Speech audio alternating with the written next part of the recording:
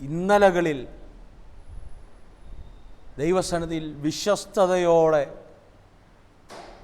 വിതച്ചിട്ട് അതിൻ്റെ മറുപടി പ്രതീക്ഷിച്ചിരിക്കുന്ന വ്യക്തിയാണോ താങ്കൾ? നിൻ്റെ ജീവിതത്തിനകത്ത് ഇന്നലകളിൽ നീ കണ്ണുനീരോടെ വിതച്ചതിന് ആർപ്പോടെ കൊയ്യാൻ പോകുന്ന ഒരു ദിവസങ്ങളാക്കി ഈ പകൽക്കാലം ദൈവം മാറ്റാൻ പോകുന്നു.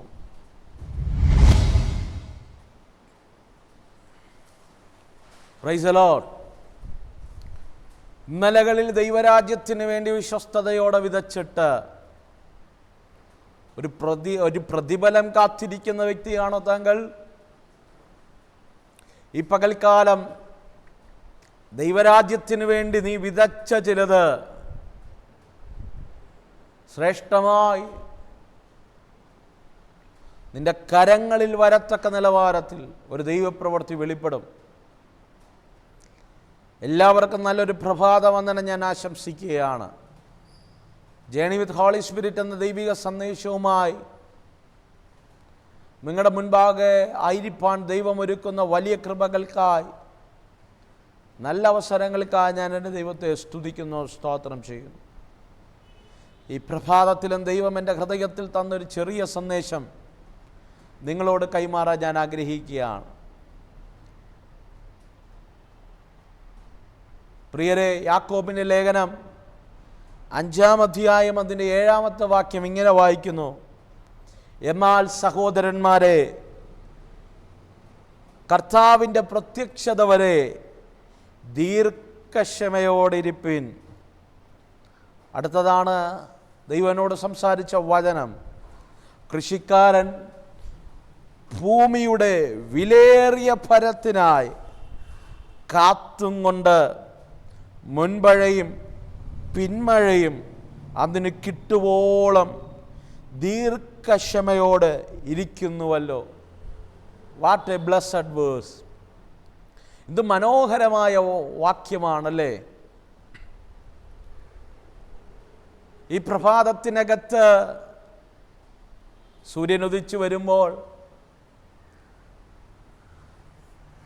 രാത്രി ഇരുൾ ഓടി ഒളിച്ചൊരു പ്രഭാതം നമ്മുടെ മുൻപിൽ നിറപുഞ്ചിരിയോടെ വെളിപ്പെട്ട് വരുമ്പോൾ, നാളുകളായി ക്ഷമയോടെ ഇന്നലകളിൽ എന്തോ ദൈവരാജ്യത്തിന് വേണ്ടി വിതച്ചിട്ട്, ദൈവസന്നിധിയിൽ വിതച്ചിട്ട് അതിൻ്റെ മറുപടിക്ക് വേണ്ടി കാത്തിരിക്കുന്നവരാണോ നിങ്ങൾ? ഞാൻ എപ്പോഴും പറയാറുണ്ട്, പ്രാർത്ഥന ഒരു വിതയാണ്. പ്രാർത്ഥനയിൽ മടുത്തു പോകരുതേ. ഒരിക്കലും ചിന്തിക്കരുത് നമ്മുടെയൊക്കെ ആഗ്രഹം റെഡിമെയ്ഡ് വിടുതൽ ലഭിക്കാനാണ്. ഏതെങ്കിലും ഹൈപ്പർ മാർക്കറ്റിലോ ഏതെങ്കിലും ഷോപ്പിംഗ് മാളുകളിലോ പോകുമ്പോൾ എല്ലാം റെഡിമെയ്ഡായിട്ട് വച്ചിരിക്കുന്നത് പോലെ നമ്മൾ ആഗ്രഹിക്കുന്നതെല്ലാം അർത്ഥം. ഒത്തിരി കോളുകൾ എന്നെ വിളിക്കാറുണ്ട്.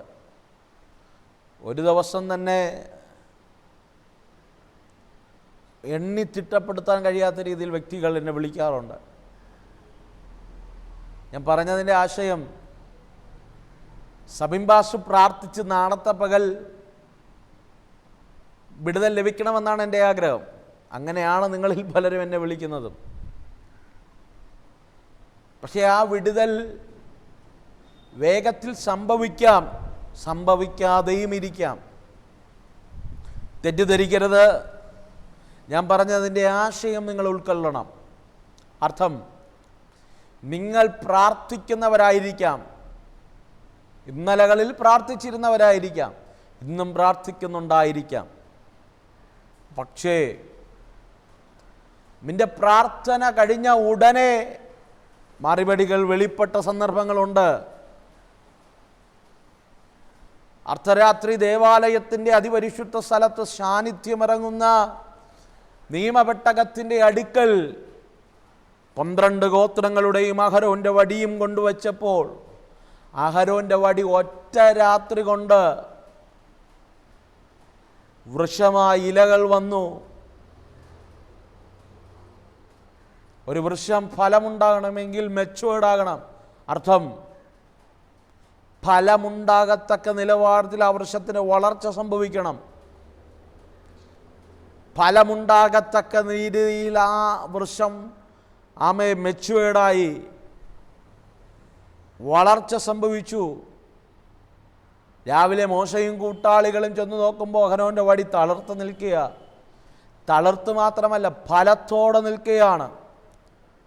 ഞാനും കൊതിക്കുന്നു നിൻ്റെ ജീവിതത്തിനകത്ത് അതുപോലെ ദൈവത്തിൻ്റെ റാപ്പിഡായിട്ടുള്ള വേഗത്തിലുള്ള ദൈവപ്രവർത്തികൾ, ഫലങ്ങൾ വെളിപ്പെടട്ടെ. പക്ഷേ മറ്റൊരാശയമുണ്ട് പ്രിയരെ, പ്രാർത്ഥന എപ്പോഴും വിതയാണ്. ഒരു കൃഷിക്കാരൻ നിലമൊരുക്കി ആ നിലത്ത് വിത്ത് നടുന്നത് പോലെ, ഞാറ് നടുന്നത് പോലെ, മരത്തൈ നടുന്നത് പോലെ ആണ് നമ്മുടെ പ്രാർത്ഥന. കൃഷിക്കാരൻ നിലം ഒരുക്കുന്നത് പോലെ പ്രാർത്ഥിക്കുന്നവർ അവൻ്റെ ജീവിതം ഒരുക്കണം. അവൻ്റെ ഹൃദയം, ശരീരം അവൻ വിശുദ്ധിയുള്ളതായി മാറണം. കാടുകളെ എല്ലാം വെട്ടിത്തെളിച്ച് കൃഷിക്കാരൻ്റെ വയല് കൃഷിക്ക് യോഗ്യമാകവണ്ണം വിത്ത് വിതയ്ക്കത്തക്ക നിലവാരത്തിൽ ഞാറ് നടത്തക്ക രീതിയിൽ കൃഷിക്കാരൻ ഇളക്കി അനുയോജ്യമായ മണ്ണാക്കുന്നത് പോലെ ഓരോ വ്യക്തികളുടെ ജീവിതവും വിശുദ്ധമാകണം. കളകളെ വെട്ടിമാറ്റി, ആകാത്തതിനെയൊക്കെ വെട്ടിമാറ്റി ഒരു കൃഷിക്ക് വേണ്ടി നിലമൊരുങ്ങുന്നത് പോലെ നമ്മുടെ ഹൃദയം ഒരുക്കപ്പെട്ടാൽ ഒരു ഉറപ്പ് ഞാൻ പറയാം, നീ പ്രാർത്ഥിക്കുന്ന എല്ലാ പ്രാർത്ഥനയും വിതയായി മാറും. ഒരിക്കലും നില ഒരുക്കാതെ വിശുദ്ധീകരണത്തോടെ അല്ലാതെ ദൈവസന്നിധിയിൽ ഇരുന്ന് കരയരുത്. ഞാൻ എപ്പോഴും പറയും, അഡ്രസ് ഇല്ലാതെ പോസ്റ്റ് അയക്കുന്നത് പോലെ ആയിപ്പോവും, അഡ്രസ് ഇല്ലാതെ ലെറ്റർ ഇടും പോലെ ആയിപ്പോവും. ഫ്രം അഡ്രസ് മാത്രം പോരാ, ടു അഡ്രസ്സും കൂടെ വേണം. എങ്കിലേ നീ അയച്ച ലെറ്റർ എത്തേണ്ടടുത്ത് എത്തത്തുള്ളൂ, നീ അയച്ച കൊറിയർ എത്തേണ്ടടുത്ത് എത്തത്തുള്ളൂ. അതുപോലെയാണ് പ്രിയരെ, നമ്മുടെ ജീവിതം വിശുദ്ധീകരിക്കപ്പെട്ടാൽ മാത്രമേ, നമ്മുടെ നിലം, ഹൃദയം ദൈവസന്നിധിയിൽ ഒരുക്കപ്പെട്ടാൽ മാത്രമേ നമ്മുടെ പ്രാർത്ഥനകൾ ഒരു വിധയായി മാറത്തുള്ളൂ. ഞാൻ എൻകറേജ് ചെയ്യുക, ഈ പ്രഭാതത്തിൽ ഒരു പക്ഷേ ഈ സന്ദേശം കേട്ടുകൊണ്ടായിരിക്കാം നിങ്ങൾ ഈ പ്രഭാതം ബെഡിൽ നിന്ന് എഴുന്നേറ്റ് വരുന്നത്. അങ്ങനെയുള്ള ഒത്തിരി പേരുണ്ട്. എല്ലാ പകലും നിരന്തരമായി സന്ദേശം കേൾക്കുന്നവരുണ്ട്, എനിക്കറിയാം. നിങ്ങൾക്ക് ഈ സന്ദേശം വലിയ ഊർജവും ബലവുമാണ്, എനിക്കറിയാം. നിങ്ങൾ മറ്റുള്ളവരെ എൻകറേജ് ചെയ്യുന്നുണ്ട്, ഇത് കേൾക്കണം, നിങ്ങളുടെ ജീവിതത്തിലും ദൈവം സംസാരിക്കുമെന്ന് പറഞ്ഞ് അതും എനിക്ക് നന്നായി അറിയാം. കാരണം ഒത്തിരി കോളുകൾ, ഒത്തിരി അനുഭവങ്ങൾ, ഒത്തിരി ടെസ്റ്റ് മണികൾ ദിനവും ഞങ്ങൾ കേൾക്കുന്നുണ്ട്. പക്ഷെ ഞാൻ കൊതിക്കുന്നു, ഈ സന്ദേശം കേൾക്കുമ്പോൾ ദൈവസന്നിധിയിൽ മാറിയിരുന്ന അല്പസമയം ജീവിതത്തിനകത്ത് വന്നുപോയ കുറവുകളെ, ലംഘനങ്ങളെ, പാപങ്ങളെ, അകർത്യങ്ങളെ ദൈവസന്നിധിയിൽ ഒന്ന് ഏറ്റുപറഞ്ഞ് ഉപേക്ഷിച്ചിട്ട്, നമ്മളെ ഏറ്റുപറയാൻ മിടുക്കരാണ്, പക്ഷേ ഉപേക്ഷിക്കാൻ മടിയുള്ളവരാണ്. ദൈവസന്നിധിയിൽ ഏറ്റുപറഞ്ഞ് ഉപേക്ഷിച്ചിട്ട് ദൈവസന്നിധിയിൽ ഓടിച്ചെന്ന് ദൈവത്തോട് പ്രാർത്ഥിക്ക്. നിന്റെ പ്രാർത്ഥനയുടെ ഒരു വാചകം പോലും ഫലമില്ലാതെ പോകില്ല. നീ പ്രാർത്ഥിക്കുന്ന ഓരോ സെൻറ്റൻസുകളും അത് വിത്തുകളായി മാറും. മാതാപിതാക്കളെ, ഞാൻ നിങ്ങളെ എൻകറേജ് ചെയ്യുക, ഈ പകൽക്കാലം പ്രാർത്ഥിക്ക്. ഈ സമയം ദൈവത്തോട് പറയാൻ കഴിയുമെങ്കിൽ കരമുയർത്തി പറ, കർത്താവേ, ഈ പകൽക്കാലം ഞാൻ പ്രാർത്ഥിക്കാൻ റെഡിയാണ്, ഞാൻ പ്രാർത്ഥനയിൽ ചിലത് വിതയ്ക്കാൻ റെഡിയാണ്.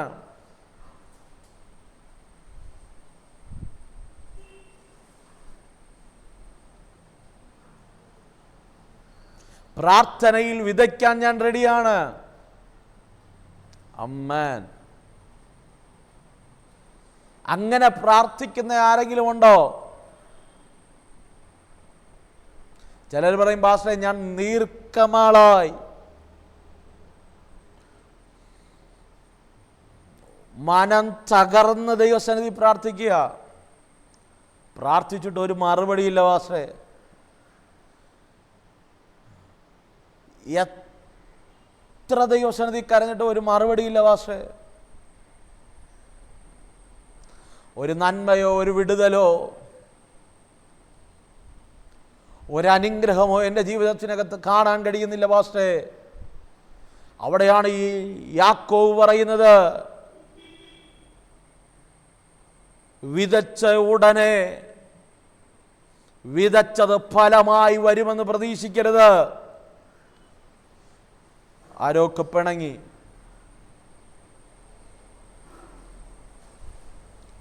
നിങ്ങൾ പലരും പറയും, എനിക്കിപ്പോൾ നന്മ ലഭിച്ചില്ലെങ്കിൽ പിന്നെ എപ്പോഴാ? ഇപ്പോൾ ഞാൻ പ്രാർത്ഥിച്ചതിന് മറുപടി കിട്ടിയില്ലെങ്കിൽ ഇനി എപ്പോഴാ? ഇപ്പോൾ ഞാൻ വിതച്ചതിന് മറുപടി ലഭിച്ചില്ലെങ്കിൽ പിന്നെ എപ്പോഴാ? ദൈവം പറയുക, യാക്കോബ് പറയുക, ദീർഘക്ഷമയോടിരിപ്പീൻ.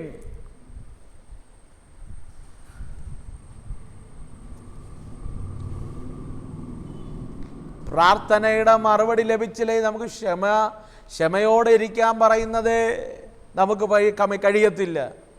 പക്ഷെ യാക്കോബ് പറയുക, ക്ഷമയോടെ ഇരുന്നാൽ മാത്രം പോരാ, ദീർഘക്ഷമയോടെ ഇരിക്കണം.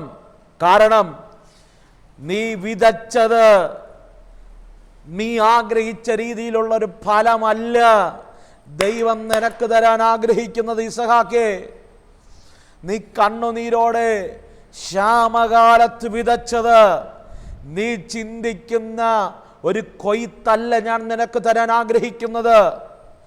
ആരൊക്കെ ദൈവം എൻകറേജ് ചെയ്യുക. സ്നേഹിത, കൂടപ്പിറപ്പെ, ദൈവദാസിയെ, ദൈവദാസനെ, അഭിഷിക്തനെ, പ്രിയ കുഞ്ഞെ, നീ പ്രാർത്ഥിച്ച് കരഞ്ഞില്ലേ? മാറത്തടിച്ച് ഏകാബവയ്ക്കകത്ത് വാ പൊട്ടി നിലവിളിച്ച് ഇമ്മലകളിൽ കരഞ്ഞ വിഷയങ്ങളില്ലേ? അവന് നീ ആഗ്രഹിച്ചതുപോലെയുള്ള ഒരു മറുപടി അല്ല ദൈവം തരാൻ ആഗ്രഹിക്കുന്നത്. ദൈവം തരാൻ ആഗ്രഹിക്കുന്നത് നീ വിതച്ചതിനുള്ള കൊയ്ത്ത് 100 മേനി ഫലം തരാൻ.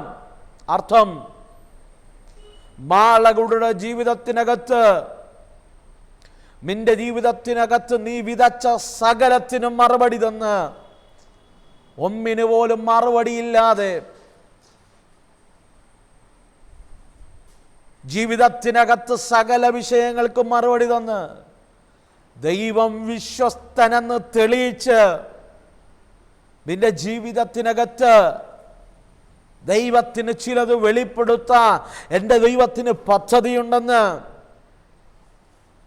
അതുകൊണ്ടാണ് ഈ പകൽക്കാലം ക്ഷമയോടെയല്ല, ദീർഘക്ഷമയോടെ ഇരിക്കുക. ദൈവത്തിനറിയാം വിതച്ചത് വളരാൻ.